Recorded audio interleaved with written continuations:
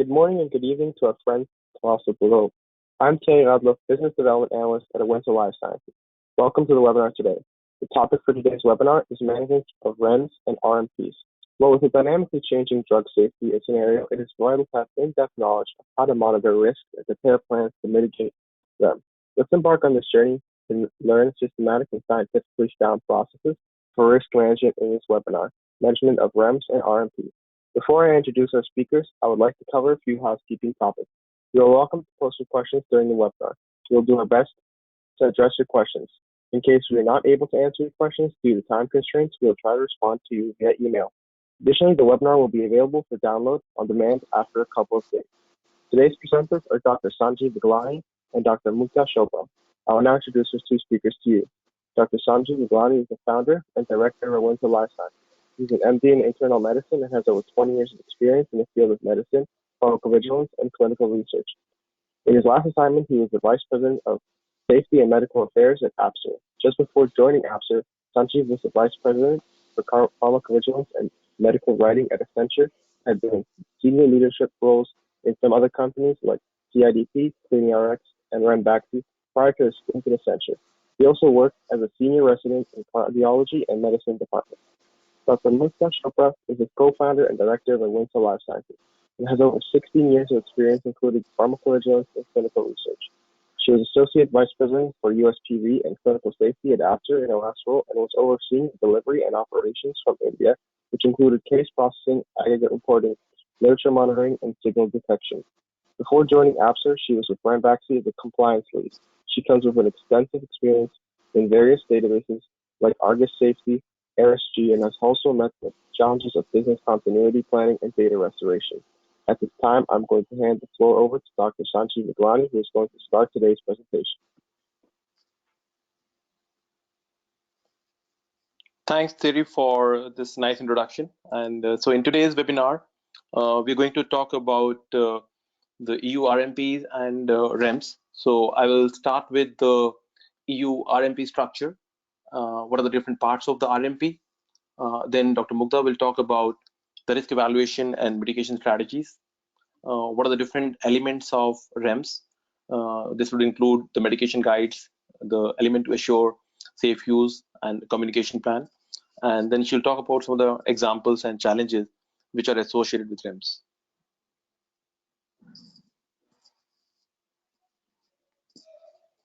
Well, before I start my presentation and discuss about the risk management plan and the strategy, I think we all need to understand few basic things as a part of the risk management plan.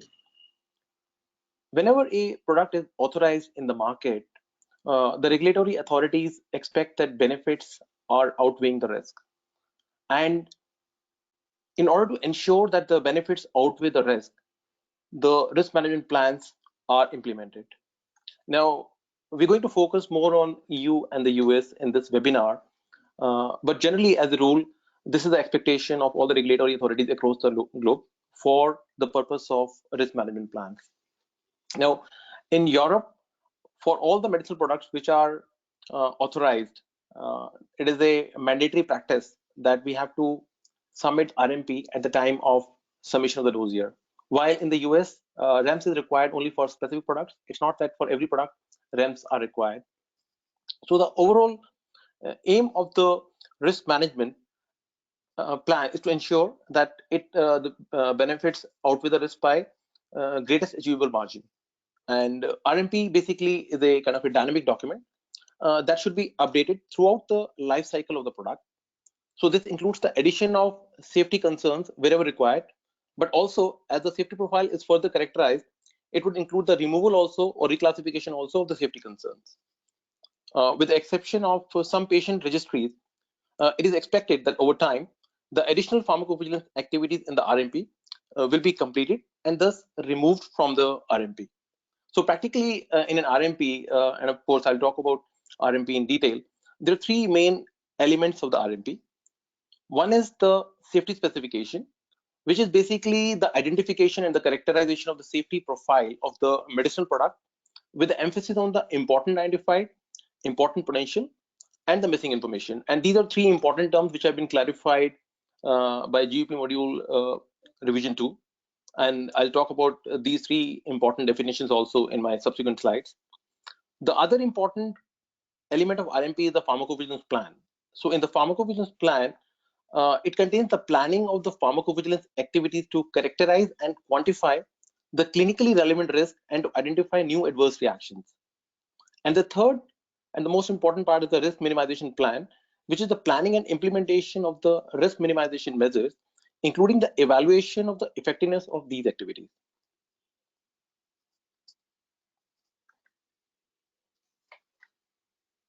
So another important question that arises is, when is the RMP required to be updated? So RMP is required to be updated practically at the time of renewal, which is after the 5 years of the authorization. Then it is required to be updated in the time period when the first PSUR following the 5-year renewal is due for submission. Apart from that, the RMP update is required to be run whenever the regulatory agency or the competent authority in a member state requests for a RMP update. And it can also be required to be updated whenever there is any new additional safety concern, or whenever there is any new additional pharmacovigilance or risk minimization activity that is required. So let me take an example. Say if there is a product which is having a new dosage or a new route of administration, and there is a kind of a risk of medication error, and the regulatory authority thinks that if there are cases which will happen because of medication error or off-label use will happen, so they would expect the MAH to mitigate that risk. Now, in order to mitigate that risk, sometime there could be even post-authorization safety study that may be required, or there could be some drug utilization study that may be required. So practically, whenever there is any additional safety concern that comes up, so the marketing authorization holders are expected to implement some additional risk minimization measures. And whenever those additional risk minimization measures are brought into the picture while the product is in the market, then the RMP update would be required. And at that stage, the MAH would be expected to do that update. Now, that is something which sometimes the MAH can do that proactively, or of course, like the regulatory authorities, when they are reviewing those dossiers, they advise the MAH to implement those additional activities.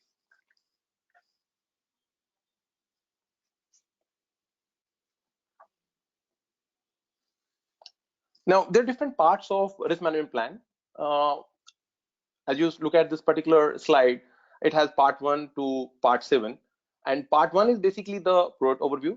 And product overview would contain basically the details of the pharmacology of the product and some other things, which I will talk in my subsequent slide. Then there are some subsequent safety specifications in part 2. There are modules S1 to S8 as a part of part 2 of the RMP. Then there is a pharmacovigilance plan. There is a plan for post-authorization efficacy studies, if it is applicable, because it may not be applicable for all the products. Then part 5 is risk minimization measures. Part 6 is the summary of the risk management plan, and part 7 is the annexes.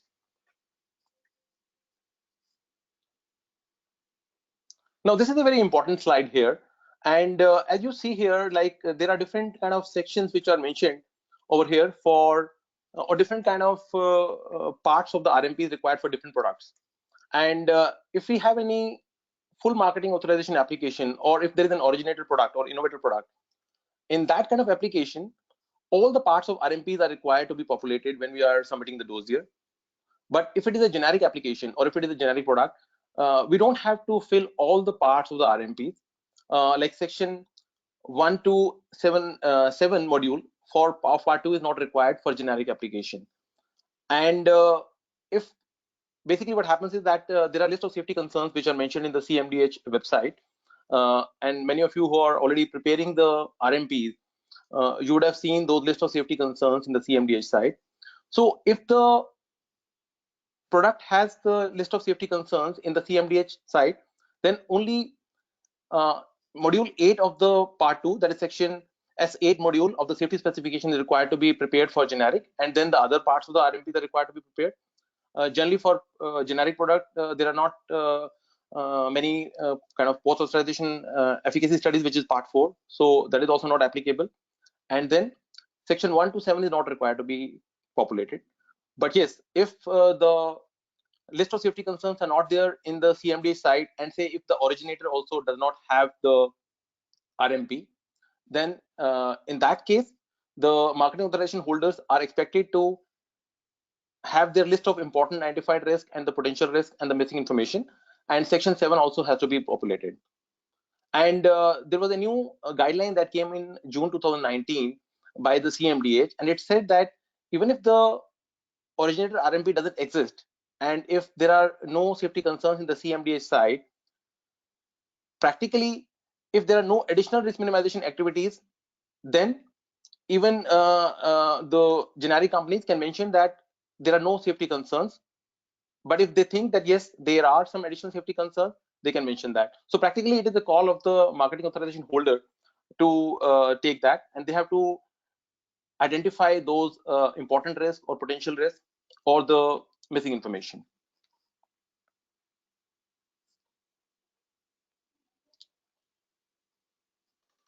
We have part 1 of the RMP, which is a product overview, and this basically provides the administrative information on the RMP and the overview of the product, and the information present should be current and accurate in this particular part 1 of the RMP.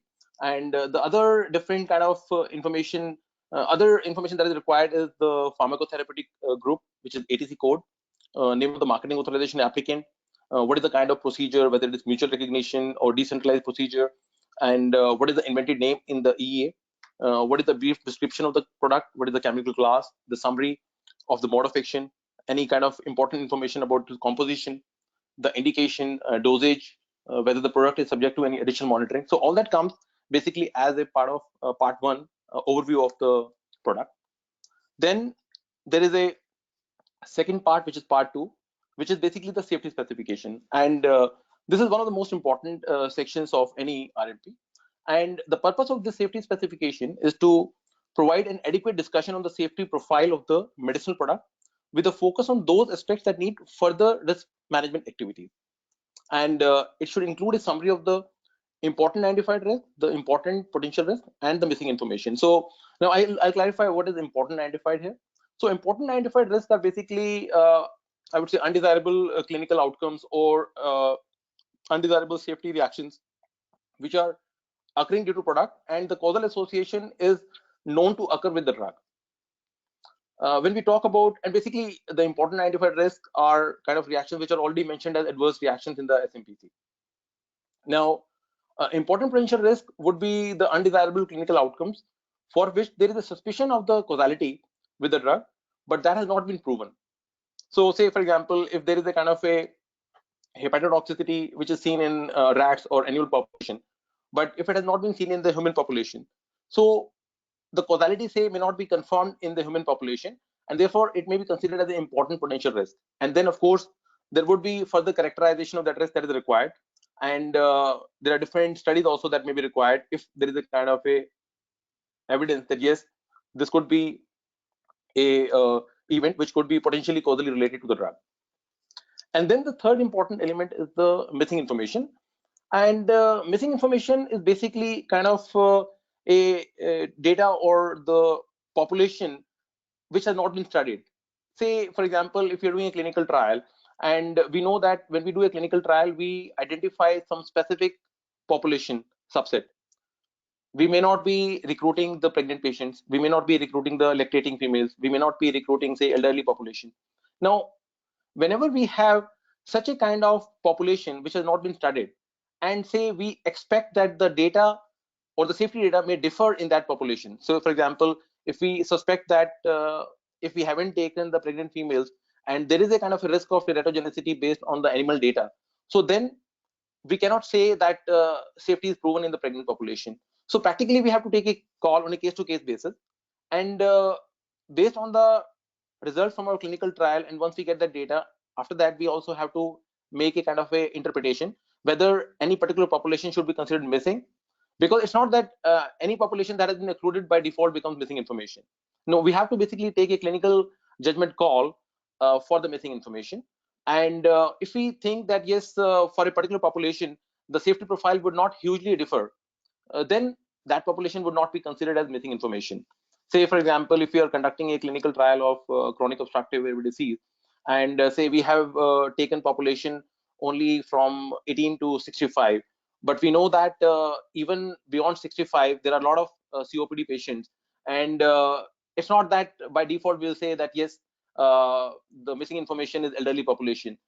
Anyway, chronic obstructive airway disease is going to be predominantly happening in the elderly population, which would be even more than 65. And if we know from the nature of the drug, from the pharmacology of the drug, that the safety profile will not be hugely different, so we may still consider the population as relevant and may not consider that as a missing information. But again, I'm saying that we have to see the nature of the product.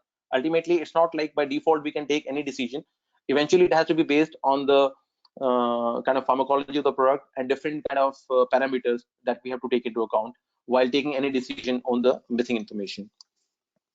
Apart from it, the Part 2 safety specification should also address the population which is potentially at risk, and if there are any outstanding safety questions that warrant further investigation.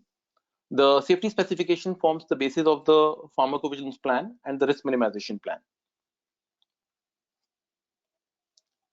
Then if we do a deep dive in the Part 2 safety specification, there are different modules which I had shown in my earlier slide.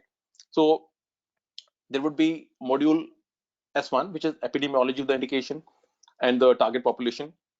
Now, although we are focusing more on the European RMP as of now at this in this webinar, but I would just like to emphasize that generally, like when we are preparing local RMPs for different countries like China or for Latin America, so some of the countries would expect that apart from providing the global data, we also need to provide the epidemiology for the local population. So for example, if you're preparing an RMP for a product for a lung carcinoma, and we are providing the global data, the expectation of the authorities across the globe is to provide the epidemiology data for that population also, so that the comparison can be done. Then there is a module S2, which is basically the non-clinical part of safety specification, which is basically containing a high-level summary of the significant non-clinical safety findings, for example, toxicity, the safety pharmacology, or other toxicity-related information. Then module S3 is basically for the clinical trial exposure. Now, clinical trial exposure, again, is very important. And just to clarify again, like when I'm talking about these safety specifications, all of us should know that if we are dealing with a generic product, all of these things are not applicable, as I mentioned earlier. But of course, if we're dealing with, say, a biosimilar, or if we're dealing with a innovator product or a full marketing authorization application, or even a full fixed dose combination where we have two new products. So all of these sections are going to be applicable. But for generic, as I mentioned, it's only section 8 which is applicable, and section 7 may be applicable in some scenarios. So talking about the module S3, which is clinical trial exposure, so we have to provide the data in the forms of tables and graphs at times, wherever is applicable if we have. So the size of the study population should be detailed using both the numbers of patients and wherever appropriate, the patient time exposed to the medicinal product. And this should be stratified for relevant category. And stratification would normally include age and gender, indication, dose, and other stratifications can be provided wherever like it adds any meaningful picture for risk management planning purposes, like ethnical origin can be given. Then we have section 5 module, which is basically, or 4, which is population not studied in the clinical trial. So generally, if we do any clinical trial, as I mentioned earlier, of course, like there would be some scenarios where not the entire population, like a particular age group will be taken, and not all the age groups will be taken. And then we have to see whether that population should be considered missing information or not, and that rationale should be provided in module S4. Then there is a module S5, which is the post-authorization experience, where if there is any kind of data coming from post-authorization, say if we are applying the dossier in Europe for the first time, but if you have the post-authorization experience from any other country, so then that should be provided. In section 6, which is basically the additional EU requirement. So this is basically practically in line with the safety topics which are there in ICH E2E. And apart from the additional EU requirements, like we also need to provide any kind of potential for misuse for illegal purposes, and wherever appropriate, the proposed risk minimization measures like the limited pack size or controlled access program or special medical prescription. So those kind of things have to be mentioned in module S6. In module S7, we have to provide the identified and the potential risk. And module 8 is basically, again, just summary of the safety concern. And summary of safety concerns is primarily like if we are having some list of important identified risk, important potential risks. So all of these things have to be just summarized in that particular section. And even the missing information is also required to be captured as a summary of the safety concern.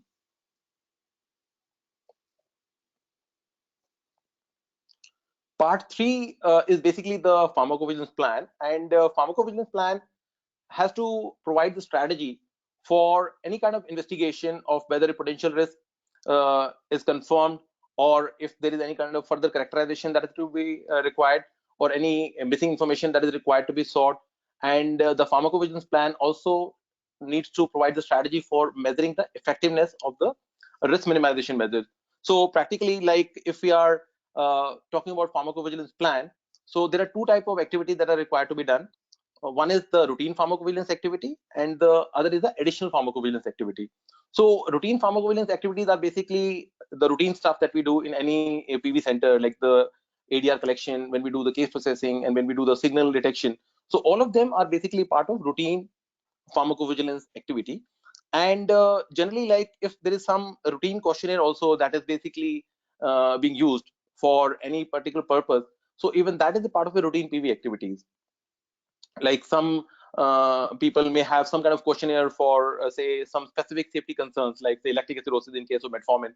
So that is a part of a routine PV activity, not like a additional PV activity. And say if there are some specific lab tests that are required to be done as a routine practice, because we know that a particular drug is hepatotoxic, or if a particular drug is causing agranulocytosis, so still that particular activity will still be considered as routine and not additional. But yeah, if there is some particular say recommendation given by PRAC, say for example, if you have to kind of provide some tissue or blood samples for a particular antibody testing as a particular specific testing which is not routine, so then that can of course become an additional PV activity. But any kind of practice which is done by physicians as a part of routine monitoring, and which is already mentioned in the SMPC or the label, so those activities will not be considered as additional pharmacovigilance activities. In the additional pharmacovigilance activities, practically this would be something which is over and above routine. And additional PV activities could be in any form. Like for example, as I mentioned earlier, if we know that a particular drug has a potential of causing medication error because of some say injection techniques or route of administration, or maybe the way it has to be given, and maybe there is a kind of a potential chance of abuse or say off-label use in some different population, so then the additional PV activities have to be implemented. And the additional PV activities have to be implemented basically in different forms. There could be some active surveillance that can be done, which could be like the intensive monitoring schemes, the prescription event monitoring. There could be some registries. There could be some preclinical and clinical studies that can be done as a part of additional PV activities. The observational studies can be done, like the cross-sectional studies or case control studies or drug utilization studies. Like these are very important. Generally, like if there is a kind of a risk of medication error or off-label use, so the regulatory authorities, like in Europe, they would expect that the marketing authorization would conduct some post-authorization studies in the form of drug utilization. So practically the way it happens is, say if we are suspecting some medication error due to a particular drug, so first of all, the regulatory authorities would expect that the marketing authorization holder would prepare some kind of education material that would be given to the physicians or the prescribers, so that they know how exactly the drug has to be given, how they can minimize the medication error. And then a baseline analysis can be done for the drug utilization to see the prescription pattern and to see like if there are incidents of medication errors or any kind of off-label use. And then like they expect that a follow-up should be done, say for 2 or 3 years. And then every year, like the assessment report can be submitted to the authorities for the drug utilization to see the pattern of occurrence of medication errors or off-label use. And of course, there could be different type of studies just to identify the different kind of risks that are applicable for any products. And there are different studies also which the regulatory authorities in fact impose as a part of additional PV activity. So the different kind of studies, like one is the imposed post-authorization safety studies. Then there is a specific obligation, which is again a part of the additional PV activity. And then there are required additional PV activities. So practically, all of these are mandatory, and for some of them, there is a subject to penalty also. And even if the marketing authorization authorities are expecting and they give any kind of a feedback to the MAH, so these are legally enforceable. Now, part 4 is basically the plan for the post-authorization efficacy study, and the RMP should list a kind of include a list of post-authorization efficacy studies imposed as the conditions to the marketing authorization, or when included as specific obligations in the context of the conditional marketing authorization or a marketing authorization under exceptional circumstances. Now, in most of the generic application, in fact, like these are not applicable because post-authorization efficacy studies are not done. But wherever like you have any study which has an impact on the safety concern, so practically that data has to be provided.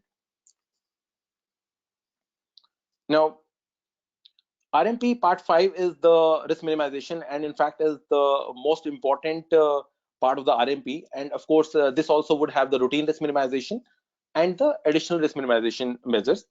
So part 5 of the RMP should provide details of the risk minimization measures which will be taken to reduce the risk which are associated with the safety concerns, and for active substances where there are individual products with substantially different indications or say target population. So it would be advisable to have a risk minimization plan specific to each product. So for example, if there are products where the indication lie in different medical specialties and different concerns, so it has to be stratified accordingly. So overall, the risk minimization activities would be two types. Like one is the routine risk minimization and the other is the additional risk minimization. So the routine risk minimization could be in the different forms, like whether we talk about the US or Europe. Generally, most of the routine risk minimization is taken care of by the label itself. Like the summary of product characteristics, the term that we use in Europe, practically has a lot of information, and that information itself, especially the relevant safety sections, constitute the safety concern. So it would include a lot of sections related to adverse events, and it would include sections in which there are things mentioned like whether some lab tests should be conducted prior to the start of treatment, or it would mention that okay, there are certain recommendations required in terms of some washout period. So all of these things sometimes are already mentioned in the summary of product characteristics. So that itself becomes a part of the routine risk minimization activity.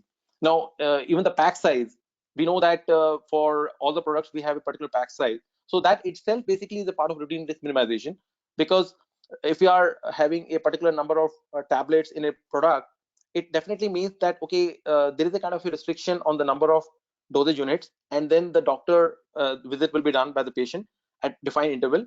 So that itself becomes a part of a routine risk minimization. Like even the legal status of the medication, so controlling the condition under which a medicinal product may be made available, so that's basically the kind of legal status.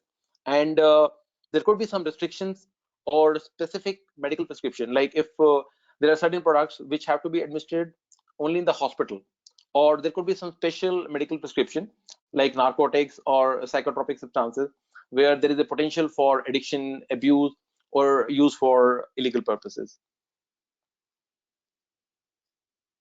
In the additional risk minimization, there could be a lot of extra measures that should be taken over and above the routine risk minimization. Now, in this particular risk minimization methodology, there could be different ways to prevent risk. And first of all, they have to be based on targeted communication with the aim to supplement the information in the SMPC. I would like to clarify here one thing. When we talk about the education material, idea is not to just provide the duplicate information from the SMPC. No, it is basically the intent is to provide anything which is of course in line with the SMPC, but then these kind of education materials should provide information over and above SMPC so that for the physicians it becomes easy to understand how to prescribe the medication, what are the precautions that the physician need to take or say the pharmacist need to take. For example, in the US there is the iPledge program, and Dr. Mugdha will talk about that for REMS. But then ultimately the intent of the education material, whether it's iPledge or any, for that matter, any product like venlafaxine or any product, there are different kind of educational material that are required to be given to the physicians or the prescribers or healthcare professionals, so that minimization of the risk can be done for particular adverse events. So educational tool can be given which can target healthcare professionals. It can be given which can target the patients. So the aim of any educational tool which is targeting a healthcare professional should be to deliver specific recommendation on the use, like if there are any kind of contraindication or if there are any warnings. So the aim of that educational tool should be to kind of focus on those things, so that if we know that if a particular drug is not required to be given in hepatotoxicity, so what all precautions does the physician need to take in order to ensure that that particular adverse event doesn't happen. So if we know that if a drug is known to cause teratogenicity, so what kind of precautions should be taken? So even though SPC would mention specific things, but the education material will talk in detail about several things, like, okay, the patient should be undergoing through urine pregnancy test, they should be negative, even other methods of contraception should be used. So those things would be described in detail in the education material. And then there could be patient education program, which could include patient alert card, patient reminder card. There could be material like patient information or brochure. And then, of course, there is a controlled access program in certain situations, like the pregnancy prevention program.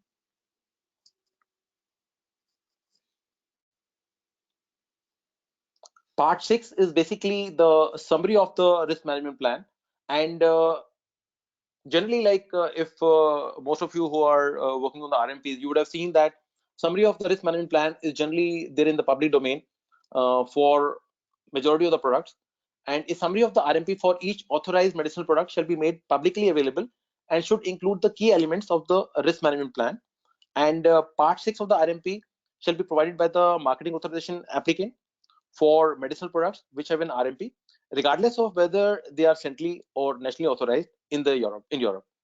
And based on the information contained in Part 6 of the RMP, for centrally authorized medicinal product, the agency published the RMP summary of the EMA website on the EMA website at the time of the European Commission decision together. And basically, in the summary of the RMP, there are some important things that we need to take into account. First of all, the RMP summary should talk about the target population or the mechanism of action, and most of the things should be in layman language. I mean, like routine, I would say, not a technical material and technical language, but yes, in fact, the GEP module does mention that there could be few things which can still be technical, but MAS should try to frame some language which should be in plain language format and not highly technical, especially some of the sections, like if you're talking about mechanism of action, if you're talking about how the drug has to be used. So these kind of things should be simple.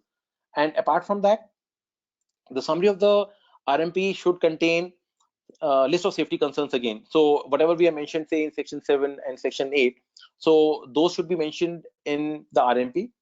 The routine and the risk minimization measures, whatever are additional or routine, so that also needs to be captured in the summary of RMP. And any additional PV activity is also required to be mentioned. So practically, section part 6 of the RMP, which is summary, needs to provide all those details, but it has to be basically for the public. So it needs to be in plain language, but wherever required, the technical language can be used. And then there are different appendices of or annexes to the RMP. So in the interest of time, I'll not go into the detail because we have the second session from Dr. Mugdha, who will be talking on REMS. But then just to close this particular portion on the EU RMP, I would just like to enumerate these annexes of the RMP, which are basically for different types. Like Annex 1 is basically the structured electronic representation of the EU plan. Then Annex 2 is the tabulated summary of the planned, ongoing, and completed pharmacovigilance study program. Then in Annex 3, we have to provide the protocols for the proposed studies or the ongoing studies. Then we have to provide the adverse event follow-up form in Annex 4, any protocols and details of additional risk minimization activities or any other reference material. So all of that go as annexes in the risk management plan if they are applicable, because for some of the generic products, generally they are not applicable, but wherever applicable, we have to provide that information. So this is all that we have for EU RMP, and I'll ask now Dr. Mugdha to take over, and she will talk about the risk evaluation and mitigation strategies which are basically required in the US. Yeah, thank you so much, Sanjeev, for giving the insightful presentation on the risk management plan. Before I start my presentation about REMS, I would just like to emphasize on one point, and as it was also mentioned by Sanjeev, that whether it is RMP in Europe or REMS in the US, the basic principles will always remain the same. Though there might be some differences in the way the risk management is carried out across EU or the US, or for that matter, any part of the globe, the basic principle is to ensure that the benefit of any drug outweighs its risk, and regulatory authorities ensure that this happens, and accordingly, pharmaceutical companies are required to implement the risk minimization measures. Prior to 2007, FDA occasionally asked companies to develop special safety programs called risk management programs or risk minimization action plans. We used to call it risk maps, to mitigate serious risks for a limited number of drug products that offered substantial therapeutic benefits. In 2007, through the Food and Drug Administration Amendments Act, FDA received the explicit authority to require a REMS when necessary to ensure the benefits outweigh the risks of a drug. At FDA, the risk management is a key consideration in assessing the benefit-risk balance of a drug. Risk management involves assessing a drug's benefit-risk balance, developing and implementing tools to minimize the risks while preserving the benefits, evaluating the effectiveness of such tools, and then reassessing their benefit balance, benefit-risk balance, and obviously, lastly, making adjustments to risk minimization tools to further improve the benefit-risk balance. The primary goal thus for REMS is also patient safety and ensuring that the benefits outweigh the risks. Let me give some examples of risks where REMS is required. For example, if there is a risk of a serious infection from a particular drug, there would certainly be a requirement of patient education of initial warning signs of infection prior to prescription. Similarly, for drugs having serious allergic reactions, healthcare professionals must always be certified to administer the product. In case of drugs causing hepatotoxicity, liver function monitoring is very essential. And again, for any drug like isotretinoin, which has the potential of teratogenicity, negative pregnancy test is mandatory prior to dispensing the drug. Now, where all REMS is required by the US FDA. Just to highlight one point here, that not every product requires REMS in the US, unlike EU. REMS can be required both before approval and after approval. If FDA determines REMS is necessary to ensure that the benefits of the drug outweigh the risks, this will be required to be in place before approval. Similarly, after the approval of a drug, if FDA becomes aware of any new safety information and determines that a REMS is necessary to ensure that the benefits of drug outweigh the risks, REMS will be required to be implemented at that time. FDA can require a REMS for prescription drugs and biologics if the agency determines it is necessary to ensure the benefits of the medication outweigh the risks. FDA can also require REMS for a generic prescription medication. It is not that it is just required for the innovator products. It can be for generic prescription medications also. But REMS do not apply generally for the over-the-counter medications. And without a REMS, these medications would not be approved or would be withdrawn from the market because of known or potential serious risk associated with the medication. And as across the globe, like as it was mentioned by Sanjeev also in his presentation, that FDA's primary risk management tool is communicating through the FDA approved product labeling. In Europe, it is SMPC. In FDA, it is prescribing information, which includes a summary of the essential information needed by the healthcare providers for safe and effective use of the drug. And labeling is generally sufficient for most of the drugs to ensure that the benefits outweigh the risks. But in a limited number of cases, FDA may determine that a risk evaluation and mitigation strategy, that is REMS, will also be needed to help ensure that the benefits of drug outweigh its risks. These are some examples where FDA requires REMS at the time of NDA submission.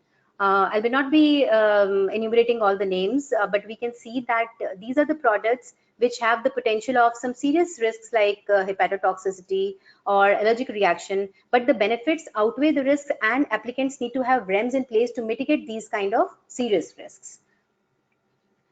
Similarly, when the drug is approved, the safety data for that drug becomes larger and larger. And post-approval, if FDA determines that there is a new safety information coming out for the product after the product has come into the market, the REMS will be required to be in place. For example, TNF blockers were seen to have a risk of fungal infection, or fluoroquinolones seen to have a risk of tendinitis and tendon rupture. And similarly, anti-epileptics were seen to have suicidal ideation or suicidal behavior. So in such situations, FDA may ask pharmaceutical companies to implement REMS to ensure that the risks can be minimized for these drugs and mitigation measures are in place for them. There are many factors which determine the need of having a REMS in place. The requirement of REMS for a drug depends not only on the expected benefits and adverse effects of the drug, but also takes into consideration other issues like size of the population likely to use the drug, seriousness of the disease, and expected duration of the treatment, apart from the expected benefit or the risks of the drug. Besides the things which I mentioned before, so I would like to mention few key points which need to be emphasized for REMS. Each REMS has certain unique safety measures which need to be adhered by the healthcare providers and distributors prior to prescribing, shipping, or dispensing any drug.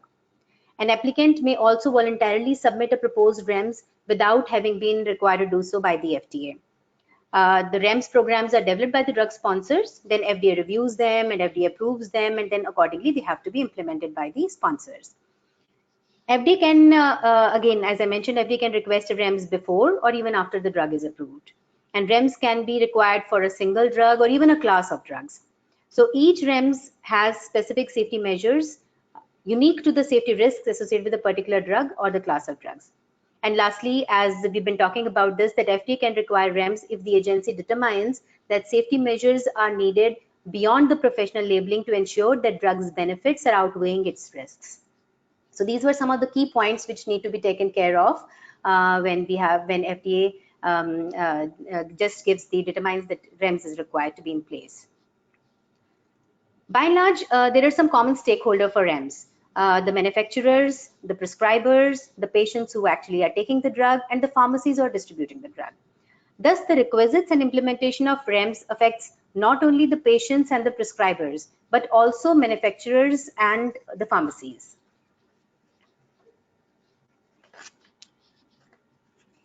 Now, let me take an example of a very peculiar and very popular REMS program that is iPledge, which is running for a long time now. And many of you would already be knowing about the drug isotretinoin, which is used for the treatment of acne, but has some serious risks of teratogenicity and some serious risk of some psychiatric events. FDA requested REMS to be implemented by the companies who are the applicant holders for isotretinoin. In this iPledge program, there are certain mandatory requirements for all the stakeholders. Pharmacists have to register with iPledge. They have to meet all other iPledge requirements, like they have to authorize all prescriptions through iPledge only. They cannot dispense more than 30-day supply of isotretinoin to the consumers, and the medication guide has to be given mandatorily with the product to the consumers. Similarly, wholesalers who have to register with iPledge program, they can ship only to pharmacies licensed in the US and registered and activated in the iPledge. Physicians not only have to register, but have a certain crucial responsibility of counseling all isotret patients as required by iPledge. They can only prescribe, again, they also can only prescribe 30-day supply, not more than 30-day supply of isotretinoin. And as the drug has potential of teratogenicity, so prescribers must get the pregnancy test done and ensure that it is negative before prescribing isotret to their patients. And now, lastly, the patients. For patients, only patients who are registered by prescribers will be getting the product. Female patients of childbearing potential must enter the required information regarding contraception, negative pregnancy test before getting qualified to get the prescription. So these are all the stakeholders and what are the specific requirements in a typical REMS such as this was for isotretinoin REMS, and what are the responsibilities of those stakeholders and how the assessment is done. Then finally, assessment is based on all these parameters only, and finally then FDA assesses. So I'll be talking about these details in my subsequent slides, but just to give everybody an example or glimpse of a REMS program. There are certain key elements of REMS, which I'll be again talking in my next slides, but at the end of the day, the basic objective is to have effective risk mitigation measures to ensure that the benefits are outweighing the risks. REMS requires a meticulous plan beginning from medication guide, an effective communication plan, and an effective implementation plan, elements to assure safe use, and a systematic procedure for submission of or timetable for submission of the assessments. Now, beginning with the medication guide, it is required if the drug product is the one for which patient labeling could help prevent serious adverse effects. If the drug has a serious risk, the patient should be made aware of these, and these could be avoided by educating the patient about these risks. And this may further influence the adherence of the consumers to the product. And medication guide is very important to health and patient adherence to directions for use, and is crucial for the drug's effectiveness as well. And now it goes without saying that again, as it is medication guide, as it is for the consumers, it should be in comprehensible format and language. That is, it has to be written in a very non-technical language so that consumers can understand and they can follow it well, and should have a standardized format with regards to the font size and headers. Medication guide should be dispensed with the drug. Like a medication guide is provided in addition to the general information sheets like the consumer medical information.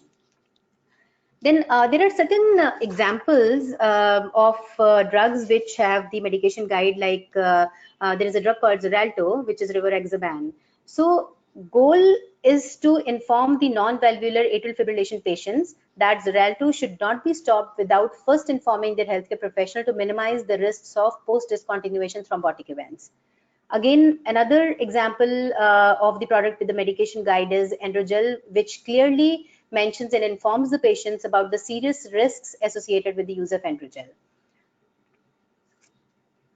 Now, it's usually said that words are singularly the most important force available to us, and their effective use is pivotal for success of any program. And the same holds true for REMS also.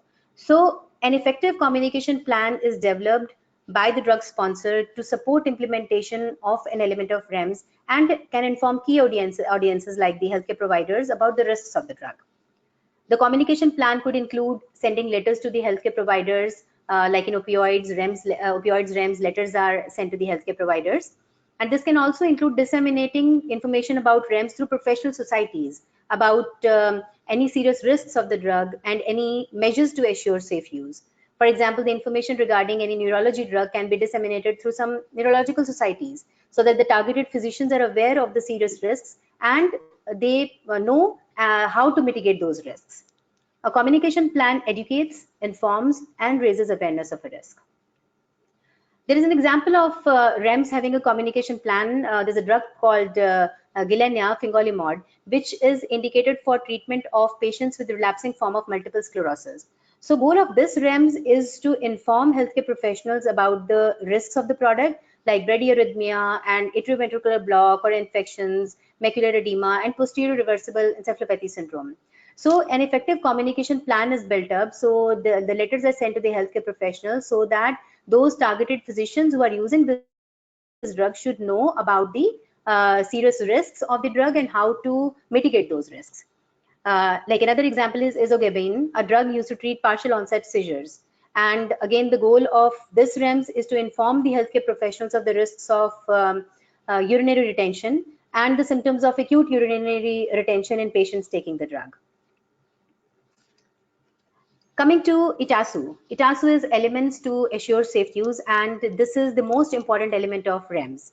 In many REMS, medication guides are sufficient. However, for some ITASU are required. It applies to drugs which are very effective but have a serious adverse event tagged along, which needs to be addressed before prescribing the drug. ETASU are required medical interventions or other actions healthcare professionals need to execute prior to prescribing or dispensing the drug to the patient. ETASU requirements are intended to reduce a specific serious risk listed in the labeling of the drug. As a particular serious AE is being targeted, so REMS may require prescribers may be required to have specific training or experience or special certifications, or may be allowed to dispense the drug in certain healthcare settings only, or with evidence of safe use conditions. And at the receiving end, the patients may be subjected to registration or rigorous monitoring. Now again, certain examples of REMS with ETASU. There is a drug called Vandetanib to treat medullary thyroid cancer. In this REMS, the goal is to educate the prescribers and inform the patients of drugs' risk of abnormal heart rhythms that can cause sudden death. So the prescribers must be trained, and both prescribers and pharmacies must be specially certified. Similarly, there is another drug called natalizumab, which is used to treat multiple sclerosis and Crohn's disease. And again, the goal is to inform the prescribers or the infusion center healthcare providers and patients about the risk of progressive multifocal leukoencephalopathy. So planning is good, but implementation heralds success, undoubtedly ensuring compliance to ETASU, which plays a pivotal role in REMS. If a REMS includes certain ETASU measures, the sponsor is expected to take reasonable steps to monitor and evaluate implementation of measures by healthcare providers, pharmacists, and other parties in the healthcare system who are responsible for implementing those elements, so that the implementation of the elements can be improved. It can be achieved by maintaining a validated and secure database of all certified entities like pharmacists, practitioners, and healthcare settings to ensure any certification requirements. Periodic audits of pharmacy has to be done, practitioners in healthcare settings, and on a large-scale audit of distribution systems to determine that the drug is only being distributed to the authorized entities. Practically, if we know regarding the stakeholders, appropriate implementation and assessment of the REMS program can be carried out. When we're talking about implementation, it is very important that the sponsors prepare the assessment reports and report to the FDA at a periodic interval. These assessment reports must be or assessments must be done by the sponsor to assess how well the REMS program is working, and then they can accordingly report this back to the FDA. All REMS for NDAs and BLAs must include a timetable for assessing the effectiveness of the safety measures. Generally, the assessments must be at least by 18 months, 3 years, and in the 7th year after the REMS is approved. This is, not a routine fixed time interval for assessment, and it all depends on the seriousness of the risks. So for some REMS, the sponsors are required to share the assessment reports at a more frequent basis also. Assessment results may be used to modify the REMS or even eliminate it if the assessment shows the changes that are needed or that REMS has already met its goal. So there are some examples where REMS was modified after assessment, and like there was a drug called ambrisentan, a drug used to treat high blood pressure in the lungs, and the requirement for liver function testing was removed from REMS after assessment because it was assessed by the FDA that REMS is meeting its goal, so that particular assessment was removed. So similarly for another drug, Promacta, which is a drug for treating low blood platelets, the requirement for prescriber, patient, and pharmacy enrollment was removed from that REMS. So now, what kind of information is provided in the assessments? Generally, it can differ depending upon the risks being evaluated, but the assessments can include survey data, healthcare professionals' understanding regarding the safe use of the drug as measured through surveys, summary of the adverse events associated with the drug that REMS has designed to address, prescriber compliance, use data, what patients are getting the drug and under what conditions of use, and number and percentage of patients who were monitored for potential serious adverse events during treatment with the drug. I'll now take an example of a very common REMS for extended release or long-acting opioids. And the above mentioned, all the strategies which we just talked about are beautifully displayed in the REMS for opioids. So opioids are pain-relieving medicines and primarily used for management of persistent, moderate to severe pain requiring round-the-clock opioid analgesics for an extended period. And opioids are widely prescribed. Obviously, they have the risk of abuse, misuse, and death. The alarming rate of abuse, misuse, and death undoubtedly steers on the need for an effective REMS for opioid. So REMS are only required for these opioids as the longer duration of action because of the extended release of the drugs in these preparations poses a disproportionate safety problem associated with these products and if they are used irrationally. Further, the healthcare providers need to be sensitized to the adverse events with these drugs. The objective of the REMS for the extended release or the long-acting opioid is to alert healthcare professionals and patients about the importance of proper prescription and the safe and proper use of these analgesic medications. And again, to explain the responsibility that manufacturers of these products must make educational material available for prescribers and patients. And lastly, to encourage the prescribers to thoroughly discuss the risks and benefits of these products with the patients. As a part of this REMS, medication guide will be dispensed with each opioid analgesic prescription in accordance with the regulatory guidelines. And the medication guides for the opioids are part of the opioid analgesic REMS program and is available at the REMS website also. So just in the interest of time, I'll just quickly move over a couple of slides. There are different components for ETASU for extended release opioids, and the backbone of them is the training. Training is made available to healthcare providers who prescribe the extended release or long-acting opioid analgesics. REMS compliant training has to be provided, which includes training provided by accredited CE providers. Training includes all elements of the FDA blueprint for prescribing prescriber education and is subject to independent audit as well. The NDA or ANDA holders of the opioid analgesic products have to ensure that REMS compliant training is made available to prescribers of these analgesics and will achieve their performance goals. The applicant holders have to also ensure that independent audits of educational materials used by the providers for trainings are conducted. To further ensure that prescribers are aware of the existence of this opioid analgesic REMS and prescriber training can be disseminated to the professional organizations as well. So as a part of the training program, there are some expectations from the prescribers. Prescribers should assess the patients for the treatment. They should be fully aware of when to initiate the therapy, when to modify the dose, when to discontinue the dose for their patients who are actually getting these opioid analgesic drugs. They should be able to counsel the patients well and should have the details of the general and specific drug information. And lastly, with regards to the timetable for submission of assessments for opioid REMS, REMS assessment will be submitted to the FDA at 6 months and 12 months after the initial approval date of REMS and annually thereafter. And to facilitate inclusion of as much information as possible while allowing reasonable time to prepare the submission, and the reporting interval should be covered by each assessment will be no earlier than 60 days before the submission date for that assessment. So that is all what I had for REMS. I think I will just pause here and open the floor for questions. We will try to address some questions within the timeline, and rest you can reach back to us in case there are any further questions from your side. Sure, I think we have some questions. I'll just take the first question. Thanks, Mugdha. So for the fixed combination product, is there a difference in the approach for preparing the RMP? Yeah, so as I mentioned in my presentation earlier, we have to basically prepare the parts of RMPs based on the kind of product.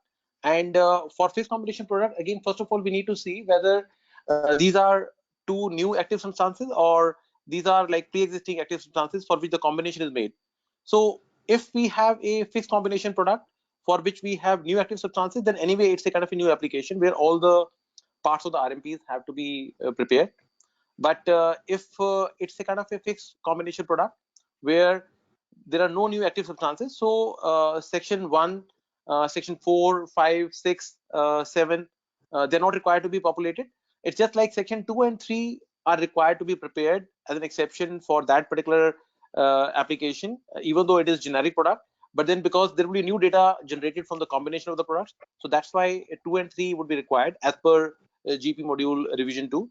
And otherwise, like the same practice that is adopted for the generic application, that will be done.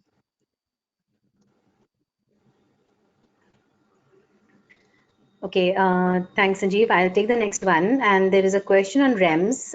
When is the REMS required by the FDA, and how does FDA determine that a medication needs a REMS? So yeah, FDA has their staff, which and they use certain principles to determine if a medication actually needs REMS or not. They check whether a particular risk or the risk associated with the medication are outweighing its benefits. So basic principle again is that they evaluate in depth whether at the initial approval itself they need the REMS needs to be implemented, and again they also determine whether any additional risk minimization measures are required beyond the product labeling. Whatever risk or whatever information, safety information is available in the product labeling, they actually determine whether anything additional is required so that the benefits can outweigh the risk, and risk minimization program has to be kept in place then. So again, it can be before approval, it can be after approval, but it is all how the safety data is and how FDA determines if there is anything which is required to be implemented before the approval or after the approval once they have the safety data. Sure. I'll take another one. I Thank think there are you. two questions on RMP.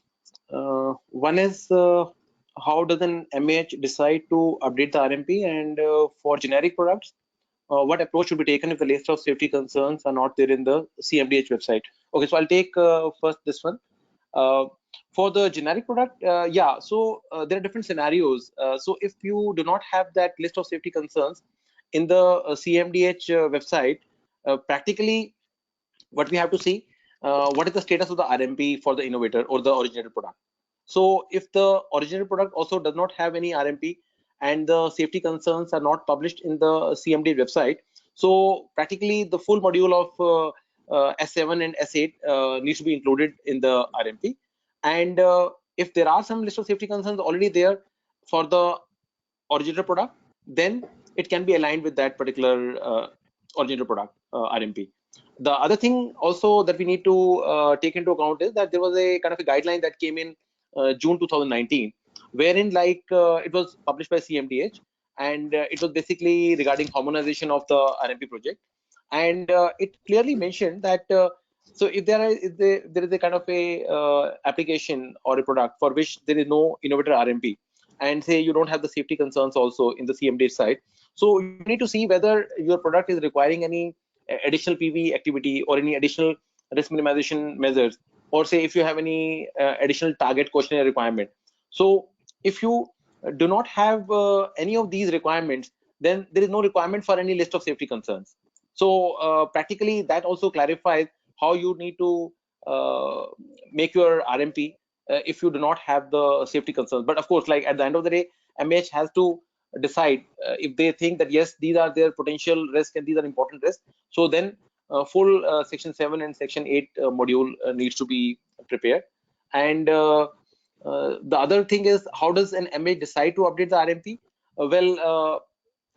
The way it happens is that the marketing authorization holders, first of all, anyway, have to routinely do it at the time of renewal, and then at the time of PSUR, which is typically 8 to 9 years after the authorization, after the renewal.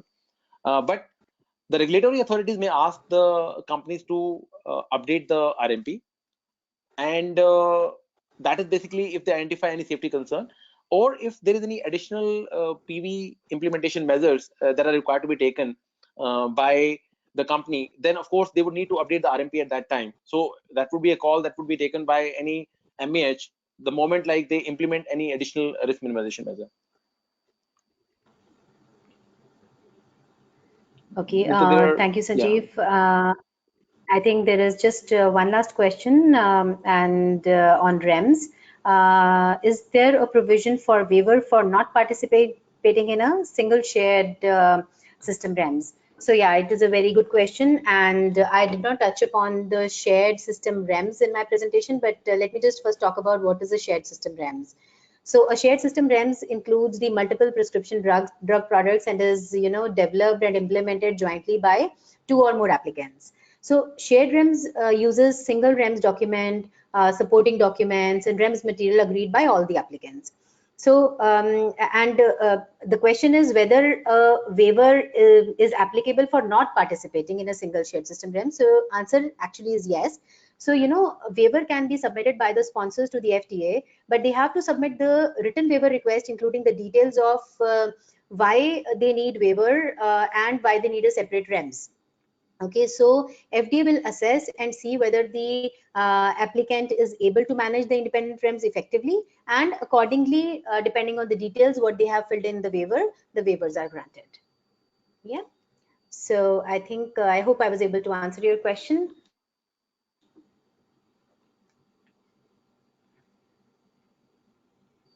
I think this is all we had for today. Thank you so much, everyone, for attending the webinar and making this webinar a successful webinar. Thanks all, and as always, so we'll be we will be joining you soon with an upcoming webinar. Thank you so much for joining. Thanks everyone. I know there are some questions which are still left, but we'll close this because we've already crossed our timeline, but we'll connect again. Thanks everyone. Thanks a lot. Bye. Bye-bye. Thank you.